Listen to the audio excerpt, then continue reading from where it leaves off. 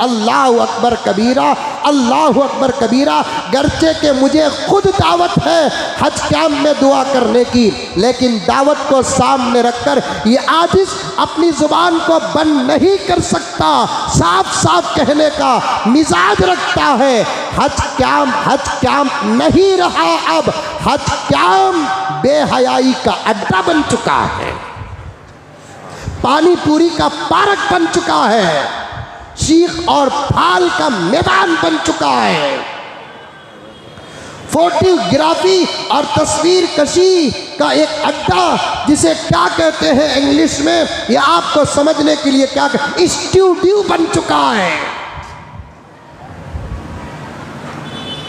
रोकने वाले क्यों नहीं रोक रहे हैं,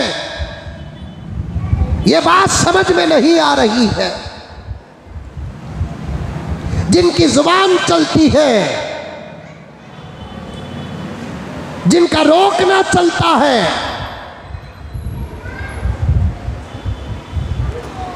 आंखों का मुकाबला हो रहा है। गुज़िश्ता साल की बात पहुंची, पूरी सनद के साथ घंटे 2 घंटे को कभी लड़का गुम हो जाता है, कभी लड़की गुम हो जाती है। मोबाइल के दौर में मोबाइल जलाने वाले गुम होते हैं और फिर 2-3 घंटे के बाद मिलते हैं, तो मैं इनको गुम होना हरगिज मानता नहीं। बात सही है कि गलत है? अरे मुंडी भी आला रे बाबा, जिसके खानदान का कोई फर्द नहीं जाता, वो सिर्फ हाजियों को दुआ करने की या हाजियों से दुआ लेने की नीयत से जाता है तो जायज़ है। मकसद और मकसूद हाजियों की रुखसती देखना नहीं, अपने शहर के अंदर रुखसत करते वक्त या रुखसत होते वक्त लब्बैक की सदा सुनना मकसद नहीं। आरे पठे ज़बरदस्त रहता के तेरे हज कैंप में आते ही के तेरे पीसा, ये जुमले चल रहे हैं, ये जुमले। चलो थोड़ी देर के लिए मैं मान लूं कि हाजियों के रुखसत करने का मंजर भी बड़ा खुशनुमा होता है। लब्बैक की सदाएं यहीं सुनने की, सदाएं सुनने की सआदत मिल जाती है।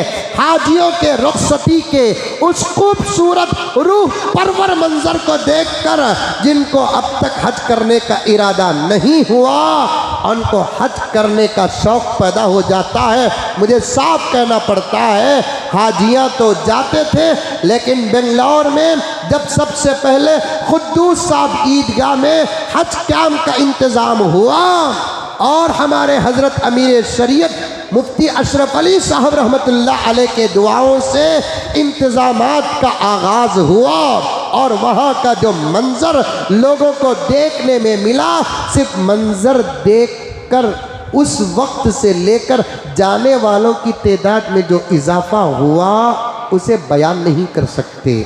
देखा देखी चुल्ला फूकी की तरह उसी वक्त से, वरना ये कुरा का निज़ाम ही नहीं था।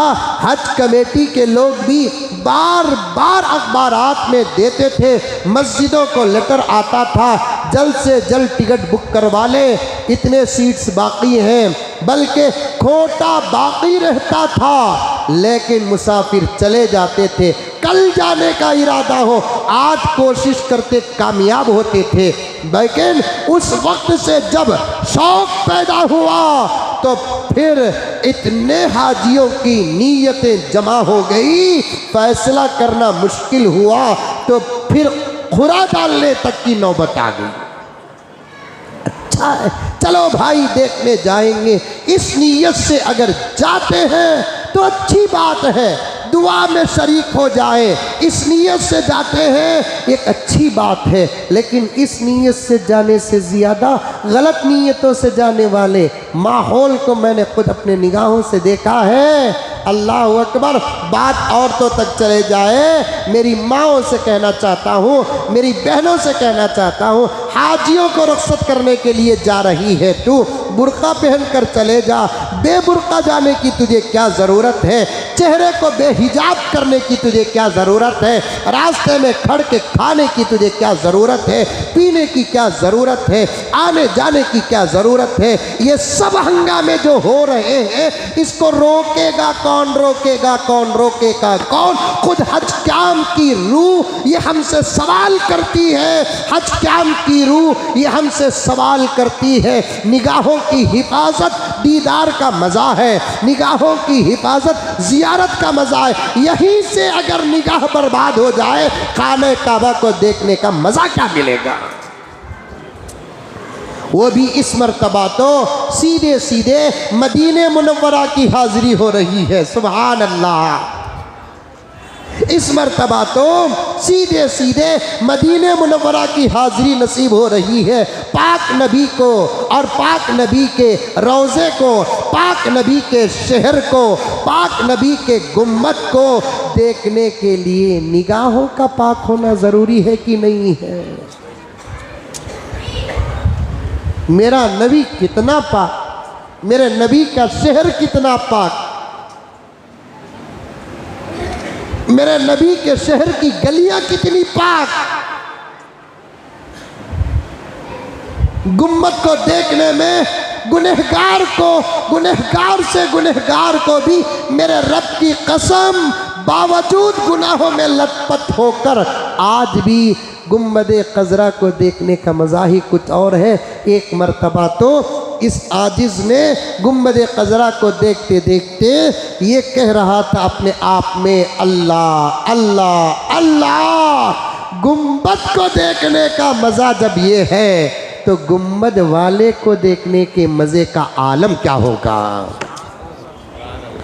गुम्बद ख़ज़रा को देखने का जब ये मज़ा है, गुम्बद वालों को तो, गुम्बद वाले को तो सहाबा ने देखा है। वहाँ उस चीज़ को देखने के लिए निगाहों का पाक होना की ज़रूरी, उसमें अलग बस में चले तक गे जबीना,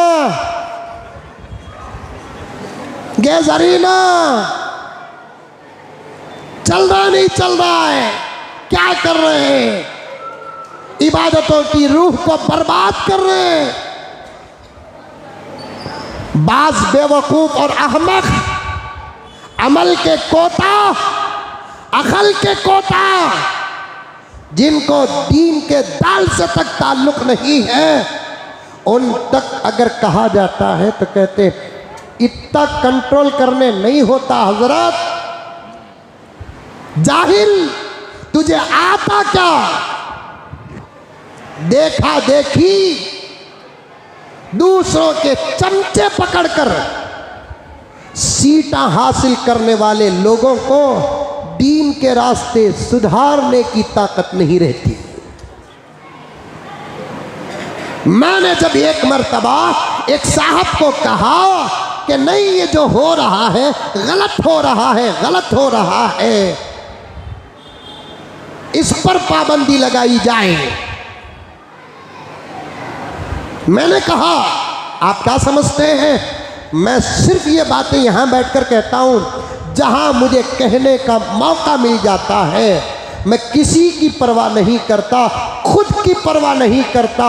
दोस्ती बाकी रहे कि ना रहे, दुश्मनी हो कि ना हो, अपनी जगह पर जब कहने का मौका मिलता है हक अल्हम्दुलिल्लाह साफ साफ कहता हूँ। मैंने एक मर्तबा एक साहब को कहा कि यहाँ इस वक्त जो हो रहा है अज़रूए शरा गलत हो रहा है, हज का निज़ाम और हाजियों के तक़वे पर ज़बरदस्त डायरेक्ट असर पड़ रहा है। आप इसके रोकथाम का इंतज़ाम करें और हाजियों को रुख़सत करने के लिए 2 शर्त लगा दें।